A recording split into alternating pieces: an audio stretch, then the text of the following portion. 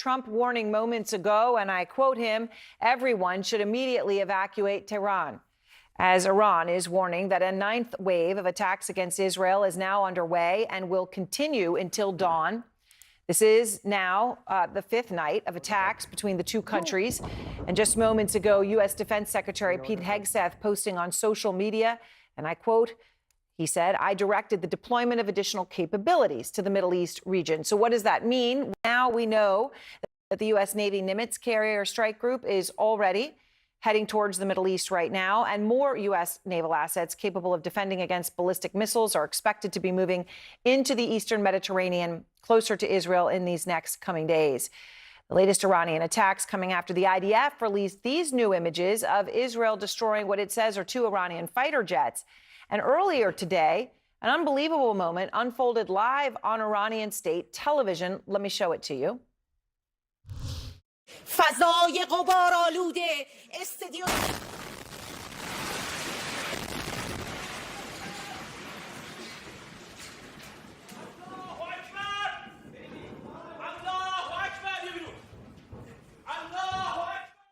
I mean, it's stunning to even watch that. Israel hit the headquarters of Iran state media. Now, the IDF said that this wasn't a mistake. They said it was a precise strike based on intelligence that the building was being used for military purposes. Now, an Iranian source sent me these letters that Iran sent to the Secretary General of the UN and the UN Security Council earlier today, in which Iran demands immediate action following what it calls Israel's, quote, deliberate attacks on Iran's nuclear facilities. And the letter goes on to demand that the UN, quote, hold Israel and its accomplices fully accountable. Now, the accomplices, the use of that word is a very thinly veiled reference to the United States. But while the U.S., of course, backs Israel at this point, clearly the two countries are not entirely on the same page, as sources tell CNN, that President Trump opposed an Israeli plan to assassinate the supreme leader. But Israeli Prime Minister Benjamin Netanyahu refused to take that option off the table today. It's not going to escalate the conflict. It's going to end the conflict. Lauren Lieberman is out front in Tel Aviv to begin our coverage. And Oren, what is the latest that you're learning? As we understand it, Iran is saying that missiles will be coming to where you are from now all the way till dawn.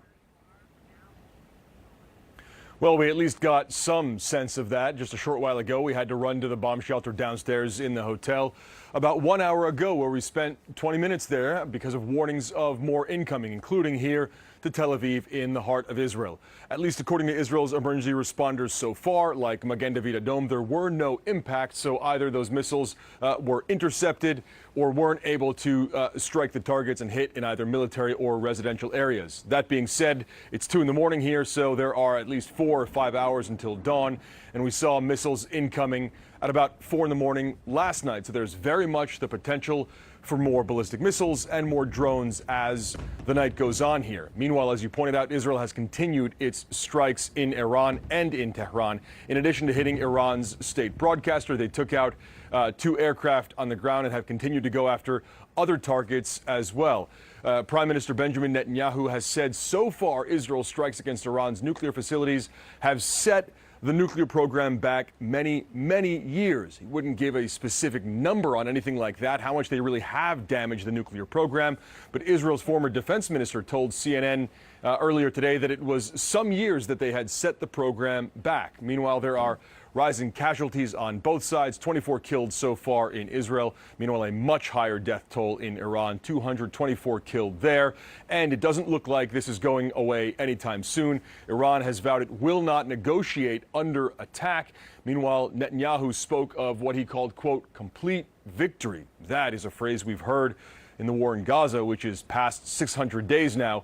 And this fight, although it's incredibly early here, shows no sign of an off-ramp right now, no matter what President Donald Trump promises about perhaps finding a way to end this conflict, quote, soon. All right. Oren, thank you very much. Live in Tel Aviv. We'll be checking back in with you this hour. Out front now, Ophir Akunis, the Consul General of Israel in New York. And Consul, I really appreciate your time. So just start with, President Trump had said, OK, he's going to come back from the G7 and he's going to get this over with. But then he also said Tehran should be evacuated right now. Just to take that statement, that one statement, Tehran should be evacuated right now. Is he right? I will tell you, 1 hour ago, they fired 10 ballistic missiles toward our civilians. Now they want a ceasefire after almost 50 years of saying that they want to destroy us. Now we, for your question, we will accomplish our two goals: destroy their ballistic missiles and nuclear capability. And that's what we are going to do, even if it will take weeks. Even if it will take weeks. Okay, Yeah. so I just want to understand, as everyone wants to understand more on what this means. So ballistic missiles, nuclear program. Let's talk about the nuclear program. Exactly. We've got the latest satellite images of Fordow, which of course is one of the main nuclear sites and the one that is at least known to have substantial assets deep underground, which was done in order to prevent Israel from bombing it. It's buried deep in the mountains, 300 feet or more underground, as we understand it. Okay, we understand, analysts keep telling us, it is the U.S. that has the so-called bunker buster bombs that have the ability to destroy an asset of that sort, and only the U.S. But I ask you, can Israel destroy the Fordow site and that deep nuclear capability without U.S. help? Yeah, first of all, we will not take decisions for the American administration. We will do whatever we can, and we are doing it to prevent the Ayatollahs to hold a nuclear weapon. This is the most dangerous thing to the Western civilization, and I'm talking about this studio, this place, this city as well. So we are trying to do it. We are doing very well until now. We want, first of all, to defend our people from their missiles and from the nuclear weapon plan. This is very dangerous to the world and to Israel as well, and we are doing whatever we can to prevent it. All right, so I am just curious, though, when your prime minister says that the strikes so far have set back Iran's nuclear program a very, very long time, many, many years. Exactly, quote. Why is that not enough? It's not enough because we suppose that they are trying to progress their plan, even though it's almost a week that we are there during this operation. We are not counting on them. We must be sure that we'll accomplish our two goals, and we are not sure yet about the nuclear sites.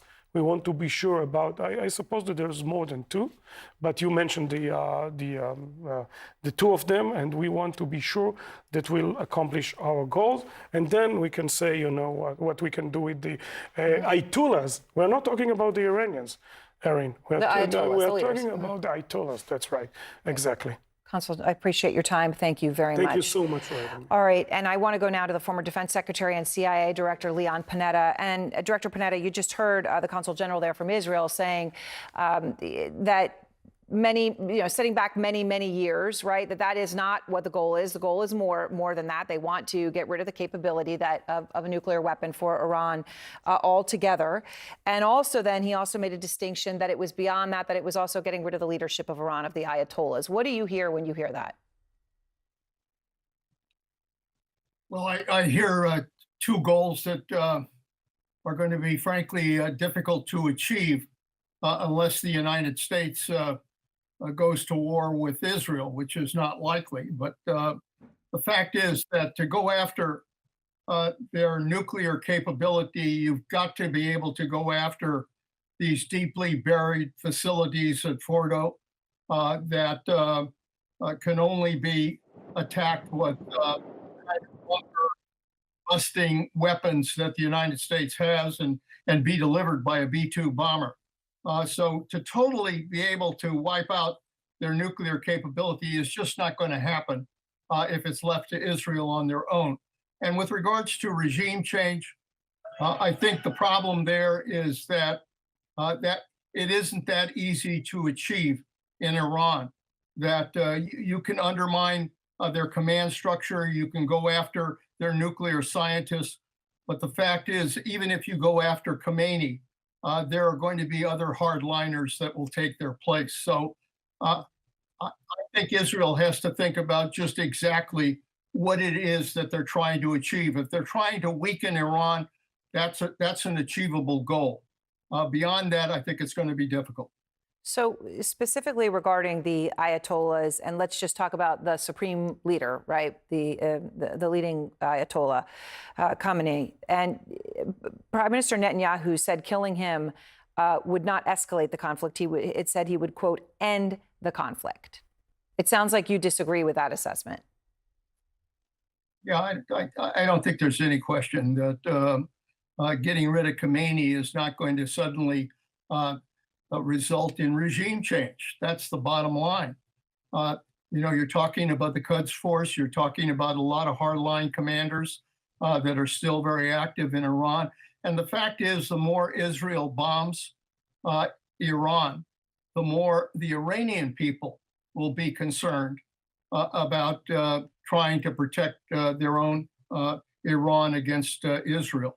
So when you look at all of these other factors, the bottom line is that achieving regime change is not easy to do, cannot be done simply by killing Khomeini, and frankly cannot be done simply by the kind of missile attacks that are going on right now.